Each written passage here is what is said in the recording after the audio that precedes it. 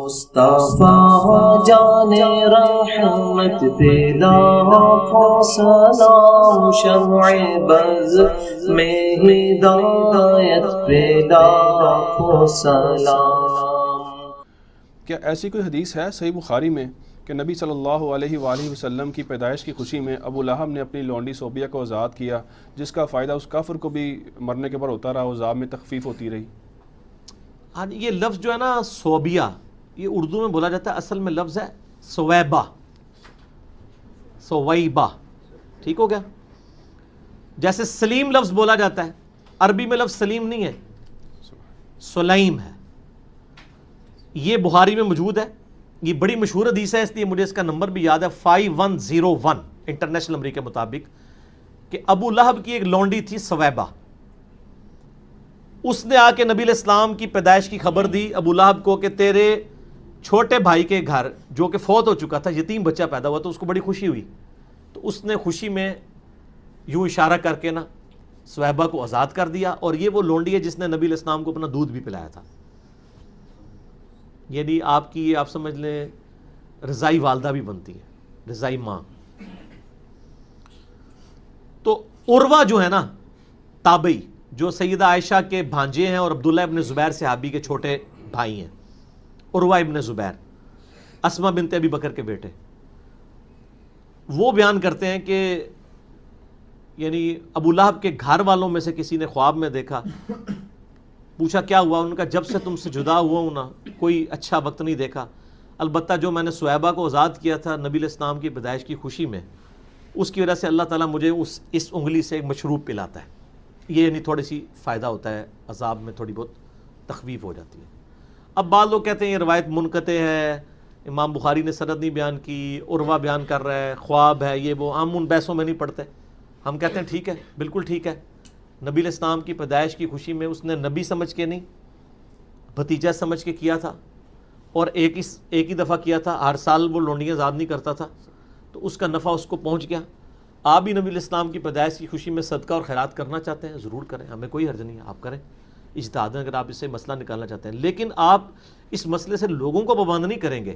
ورنہ تو آپ کو یہ بتانا پڑے گا کہ حضرت ابو بکر، عمر، عثمان و علی بھی اپنے دور کے اندر 12 ربیع الاول کے اوپر اس طرح لونڈیاں آزاد کرتے تھے، تو یا پھر آپ کہیں گے ہم بڑے عاشق رسول ہیں ان سے، تو مسئلہ آ کے وہاں پہ پھنسے گا۔ علیکم بسنتی و سنت الخلفاء الراشدین المہدیین، ان سارے مسئلوں کو پھر اجتہادی رکھیں، کتاب و سنت دین بنا کے پیش نہ کریں، اجتہاد کو دین نہ بنائیں،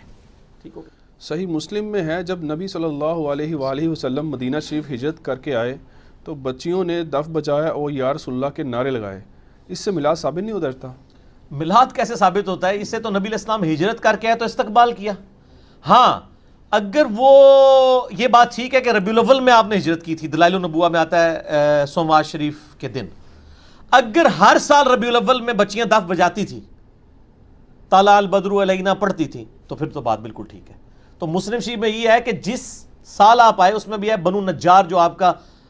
ننہال والا خاندان کا لوگ تھا، وہ عورتیں اور بچیاں اوپر چڑھ گئیں چھتوں پہ، انہوں نے یعنی یا رسول اللہ، یا محمد یا رسول اللہ، یا محمدہ یا رسول اللہ کے نعرے لگائے صلی اللہ علیہ وآلہ وسلم،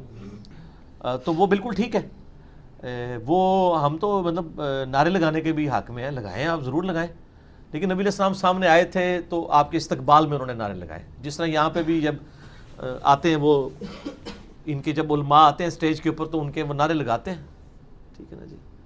اور جناح ڈے آتا ہے تو اے قائد اعظم تیرا احسان ہی احسان، تو لگاتے ہیں لوگ، اس طرح کے نعرے اگر کوئی لگانا چاہتا ہے تو لگائیں، ہمیں تو کوئی عرض نہیں ہے۔ المدد یا رسول اللہ انہوں نے نہیں کہا تھا، یا رسول اللہ کہا تھا، تو ہم تو ہر نماز میں یا رسول اللہ کہتے ہیں، السلام علیکم ایھا النبی، تو کہیں کوئی ہمیں کوئی چڑ نہیں ہے، ضرور کہیں، لیکن اس سے یہ والا چیز ثابت نہیں ہوتی ہے، جو چیز جتنی ثابت ہے نا وہ اتنی ہے، اگر وہ ہر سال بچیاں اکٹھی ہوتی تھیں تو پھر آپ کی بات ٹھیک ہے، اگر وہ ایک ہی دفعہ اکٹھی ہوئی ہیں تو پھر ہماری بات ٹھیک ہے۔ اچھا، ایک حدیث ہے سنن الکبریٰ البیہقی میں اور معجم الاوسط میں کہ نبی صلی اللہ علیہ وآلہ وسلم نے اپنا میلاد خود منایا اور بکری ذبح کر کے صحابہ کرام علیہم رضوان کی باقاعدہ دعوت کی۔ یہ ڈاکٹر طارق قادری صاحب نے بھی روایت پیش کی ہے، یہ نبی علیہ السلام نے اپنا عقیقہ کیا تھا اصل میں اعلان نبوت کے بعد، یہ میلاد نہیں منایا تھا، ورنہ تو یہ ایک دفعہ نہ ہوتا، ہر سال ہوتا، ٹھیک ہو گیا؟ عقیقہ کیا تھا آپ صلی اللہ علیہ وآلہ وسلم نے، اور بڑی عمر کا عقیقہ ہو سکتا ہے، کسی کا بچپن میں نہیں ہوا ہوا، بعد میں وہ خود بھی کر سکتا ہے. تو یہ بیسیکلی عقیقہ تھا، نہ کہ کوئی میلاد منایا گیا تھا. آؤٹ آف کانٹیکسٹ کوٹ کرتے ہیں یہ. کیا صحیح مسلم میں ایسی کوئی حدیث موجود ہے کہ حضرت معاویہ رضی اللہ تعالیٰ عنہ نے باقاعدہ محفل میلاد کا اہتمام کیا تھا صحابہ کرام کو جمع فرما کر؟ نہیں، محفل میلاد نہیں تھی. یہ صحیح مسلم کی ایک حدیث بڑی آج کل بھی آپ کو مارکیٹ میں نظر آئے گی. وہ حدیث آپ خود پڑھ لیں تو آپ کو پتہ چل جائے گا. مشکات میں بھی آپ کو دوسری جلد میں اللہ کی رحمت والے، اللہ کے ناموں کے ذکر والے چیپٹر میں مل جائے گی. مسلم شریف میں بھی موجود ہے کہ حضرت معاویہ رضی اللہ تعالیٰ عنہ ایک دفعہ، ابو سعید خدری کہتے ہیں کہ صحابہ کرام بیٹھے تھے تو وہ آپ ان کے اندر آئے اور ان سے پوچھا کہ آپ کس لیے بیٹھے ہو؟ انہوں نے کہا ہم اس لیے بیٹھے ہیں کہ ہم اللہ تعالیٰ کا شکر ادا کر رہے ہیں، اس کا ذکر کر رہے ہیں اس بات پہ کہ اس نے ہمیں اسلام کی روشنی عطا فرمائی، ہدایت عطا فرمائی. حضرت معاویہ نے کہا کہ اللہ کی قسم اٹھاؤ کہ تم صرف اسی لیے بیٹھے ہو. انہوں نے کہا اللہ کی قسم ہم صرف اسی لیے بیٹھے. پھر انہوں نے فرمایا کہ میں نے یہ قسم بدگمانی کی وجہ سے نہیں اٹھائی، بلکہ یہ سیم کیس ہمارے ساتھ بھی ہوا تھا کہ صحابہ کرام اس طرح بیٹھے تھے، نبی علیہ السلام تشریف لائے اور پوچھا کس لیے بیٹھے ہو؟ ہم نے بتایا اس لیے بیٹھے ہیں. تو آپ نے کہا قسم اٹھاؤ، ہم نے بھی قسم اٹھائی. پھر آپ صلی اللہ علیہ وآلہ وسلم فرمایا ابھی ابھی اللہ تعالیٰ نے جبرائیل کو میرے پاس بھیجا تھا کہ اللہ تعالیٰ تمہاری وجہ سے فرشتوں پہ فخر فرما رہا ہے. فرشتوں نے کہا تھا نا یہ قتل و غارت کرے گا، تو اللہ نے فرمایا یہ دیکھ لو میرے نبی کے صحابی تو ہیں نا. اسی سے میں نے ایک میرا کلپ بھی حضرت معاویہ کی فضیلت پہ یہ حدیث میں نے پیش کی تھی ان کے صحابی ہونے پہ. اس میں میلاد کا تو ذکر ہی نہیں ہے. اس میں تو ہے کہ وہ یہ ذکر کر رہے تھے کہ بھئی نبی علیہ السلام کی وجہ سے اللہ تعالیٰ نے ہمیں ہدایت دی، اور وہ تو ہم ہر وقت ذکر کرتے ہیں، ہم تو ہر وقت کہتے ہیں. میلاد کی کوئی محفل نہیں تھی، بلکہ آپ بھی سر جو میلاد کی محفلیں کرتے ہیں نا اس میں یہی حدیثیں بیان کر کے وہ اسلام بھی پھر لوگوں کو بتایا کریں. حدیثیں یہ بیان کرتے ہیں اسلام انڈیا، پاکستان، بنگلہ دیش میں انگریزوں کے دور میں لکھی ہوئی کتابوں سے پیش کر رہے ہوتے ہیں. اسلام پھر کتاب و سنت سے پیش کریں نا کہ اپنے بعد دو چیزیں چھوڑ کے جا رہا ہوں، کتاب اللہ اور سنت. الموطا امام مالک میں، مستدل الحاکم میں آتا ہے، اور مسلم شریف میں آتا ہے قرآن اور اہل بیت کے ساتھ اس نے سلوک کرنا اور قرآن کو پکڑنا. تو آگے پھر قرآن پکڑایا کریں نا. روایتیں یہ پیش کرتے ہیں اور جلسے جلوسوں میں کیا کر رہے ہوتے ہیں. تو ہم اس پہ یہی کہیں گے کہ ایک بار جھوم کے کہہ دیں نہ میں وابی نہ میں بابی، میں ہوں مسلم علمی کتاب. ٹھیک ہو گیا.